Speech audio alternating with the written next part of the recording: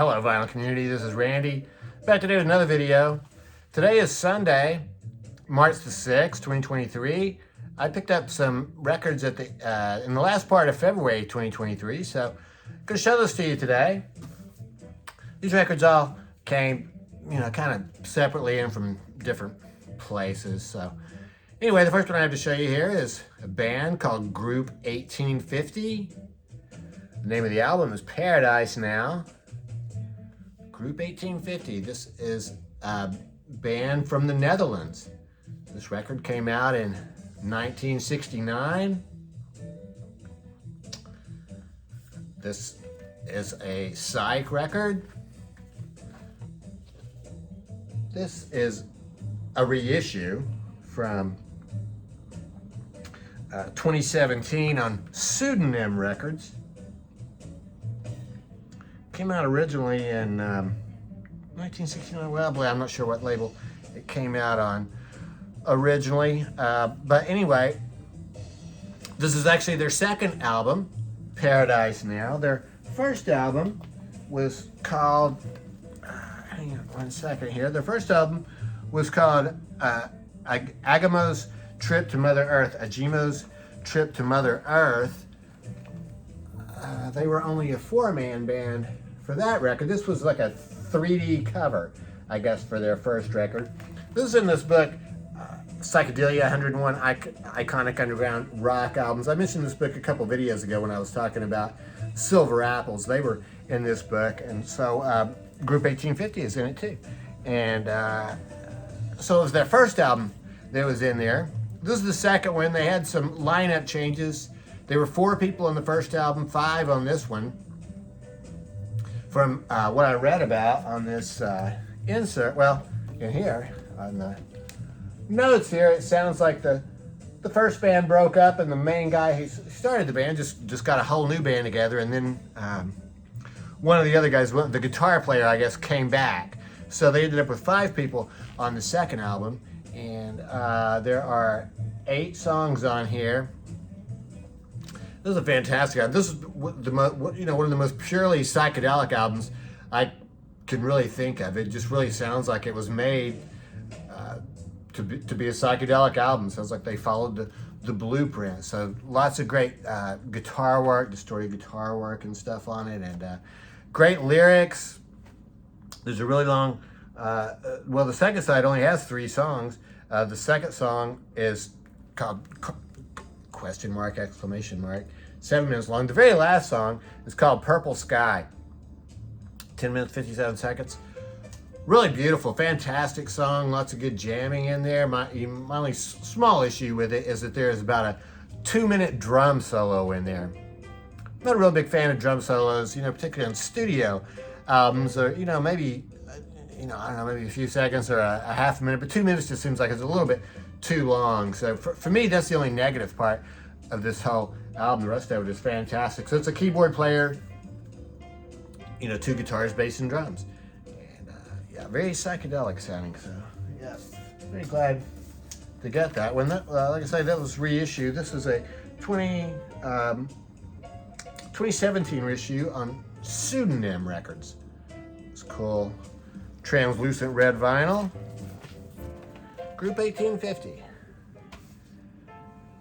Got another record from that same book. So, yeah, 101 psychedelic albums. I think one of the things I'm going to try to do this year is pick up a few more records. I've been listening to a lot of psych records lately, and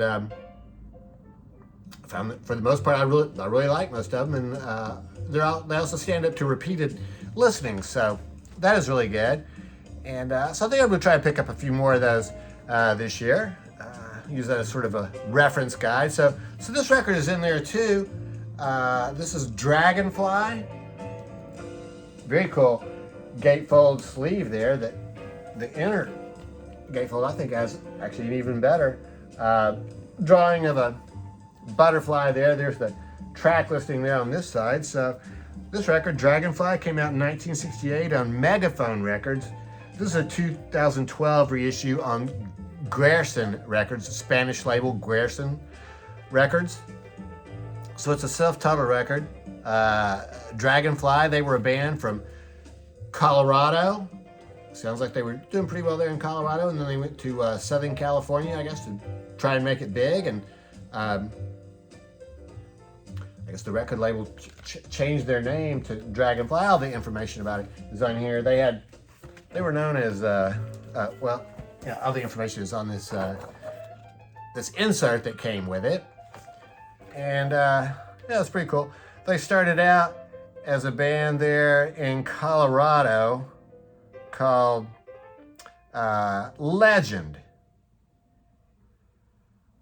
They recorded a record for some label there, but that label called them Legend, and then somehow they got changed to Dragonfly. So it's a little bit, it's not totally clear how all these names come out, but yeah, this is also in that same book, and this has this really cool cover on it. There was a reissue of this in 2019, I think, that I'm not sure who reissued. I don't know if it was a Record Store Day reissue or what, but I remember somebody showing this in the vinyl community a while back. So it's a really fantastic cover. I mean, to me, this one is much more of the hard and heavy sound rather than psychedelic so much.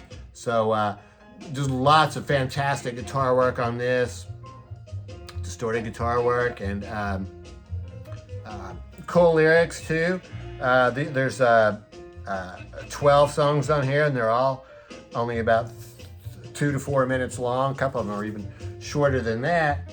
And so the whole record's only about 34 minutes long. Yeah, but it sounds really good. Yeah, like I say, I would call it more hard and heavy rather than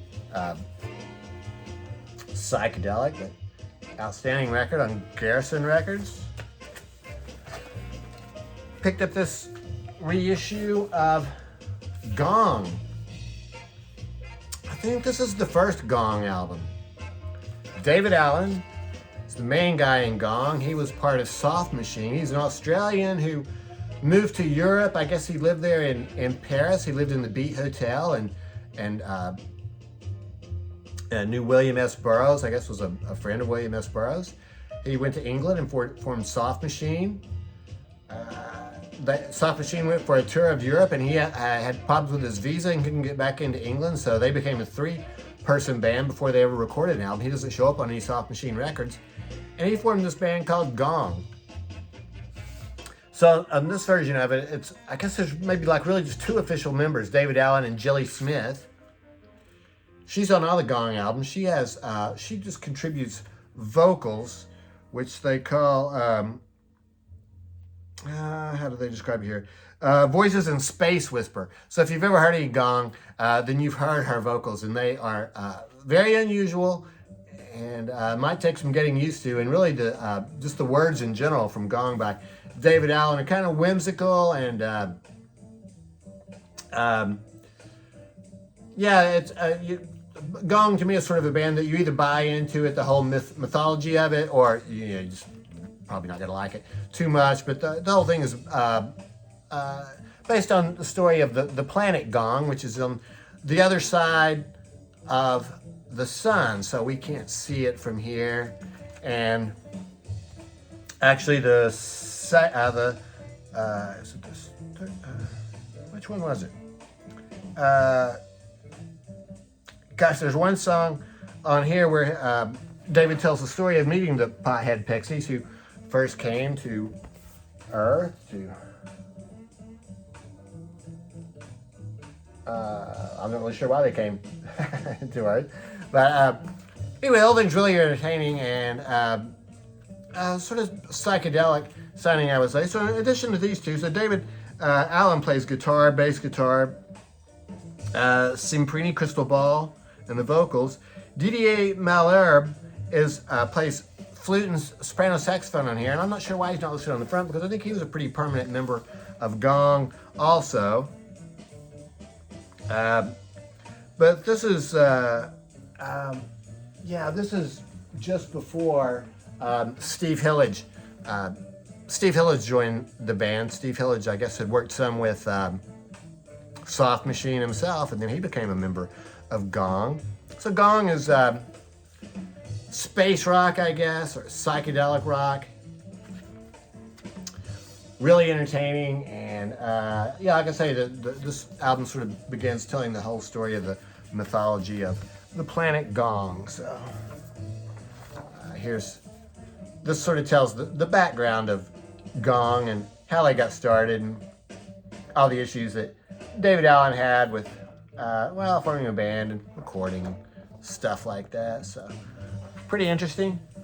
And that is re-released on their the label that it came out on in 1969, which is BYG Records.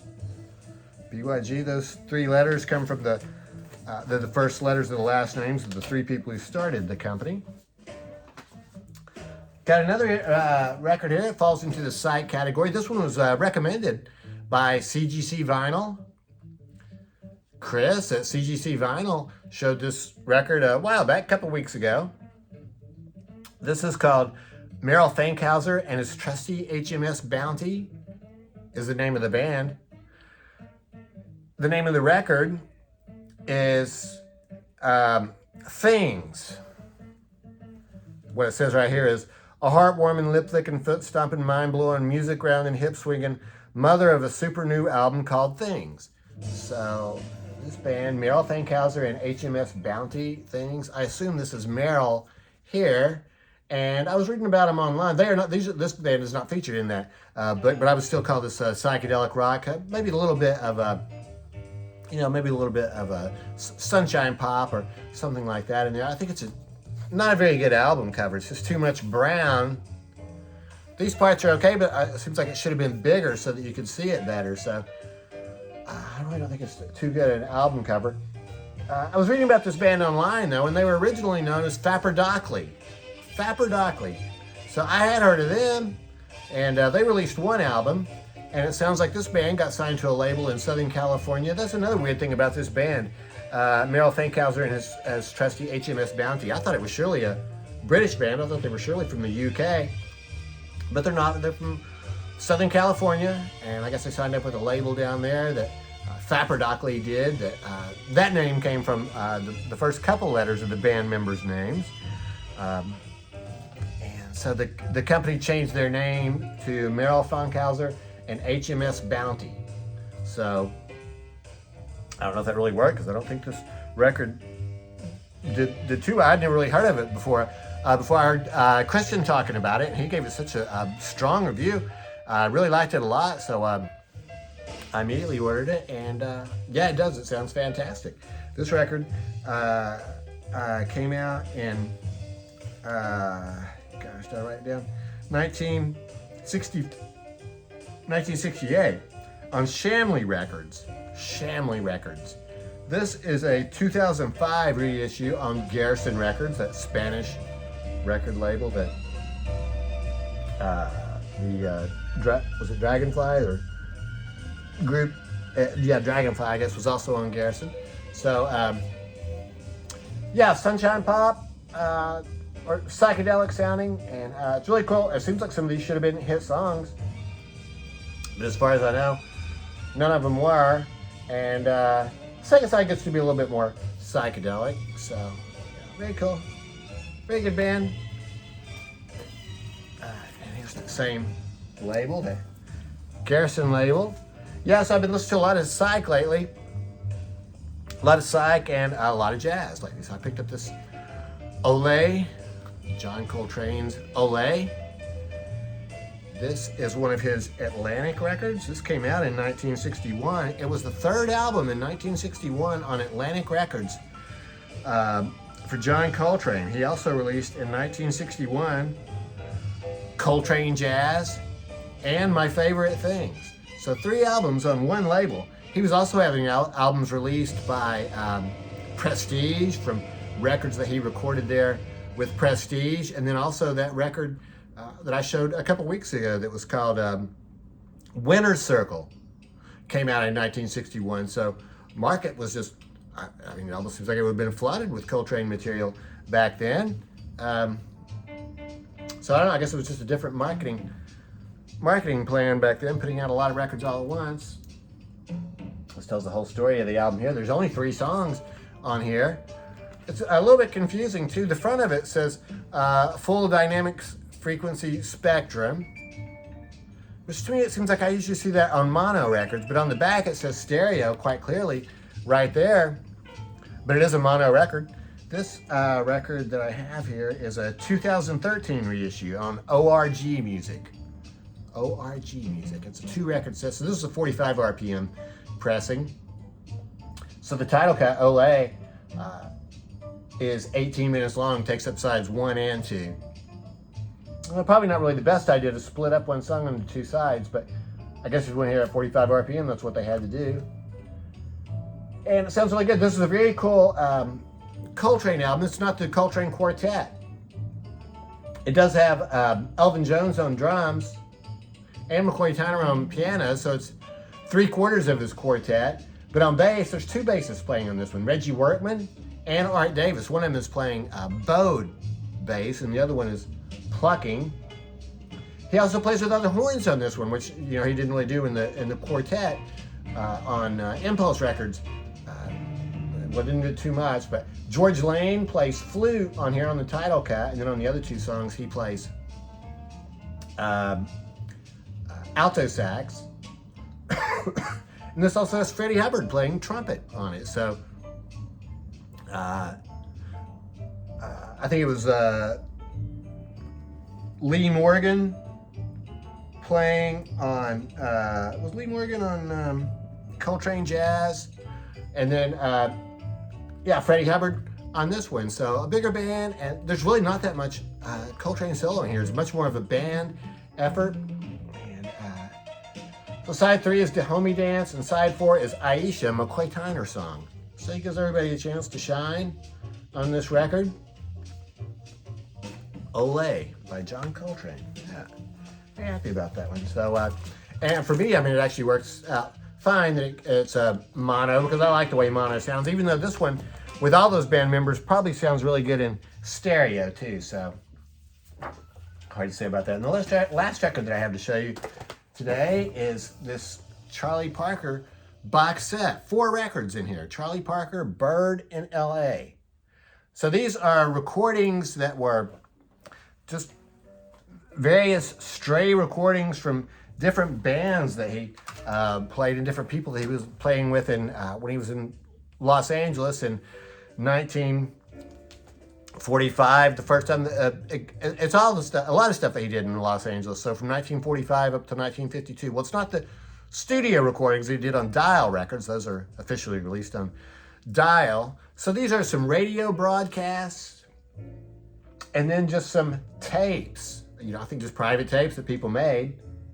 And 2 sides of this were recorded at a party there at someone's house in Los Angeles, an artist's house. Actually, it's the artist who did the artwork for this cover. His name, the name of the art is Orchestra, and his name is Gerard Zorthian.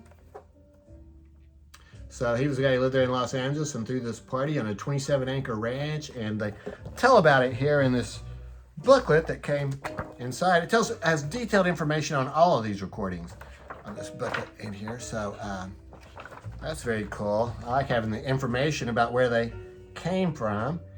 And that part, the party's a big part. So it's a radio broadcast with Dizzy Gillespie's band. And let's see. Here is all 8 sides that are listed here. So some recordings from the radio with Dizzy Gillespie's band. Then some other radio recordings with other people. There's a lot of information on here, and it came from a lot of different places. But I guess the main thing I would say about this is that this is not a high fidelity recording at all. These are like home recordings. So you would not get this if you were not already you shouldn't get this if you're not already a Charlie Parker fan. This would not be a good thing for a person who, it's kind of like that John Coltrane record, Winter Circle, that I showed a couple weeks ago, where I talked about he actually only played on 4 of those songs. The person new to John Coltrane who just picked that up, well, in that case, they would have gotten a really good record because it sounds excellent, but only 4 Coltrane songs. On this one, Charlie Parker plays on everything, but And I think the music sounds good, but the recording quality is really low. So, I mean, you really sort of have to dig out the music. As a person who listened to Grateful Dead tapes for, 5 to 15 years there in the late 90s, a lot of those tapes, audience tapes, didn't really sound that good. So, you sort of have to listen to them a time or two and be able to dig out the music. So there's some fantastic stuff on here, like this version of How High the Moon that's on here. There's also some spoken word stuff with like some hipsters from the 1950s and stuff like that. So I would say that if you're already a Charlie Parker fan, this is a fantastic box. I really like it.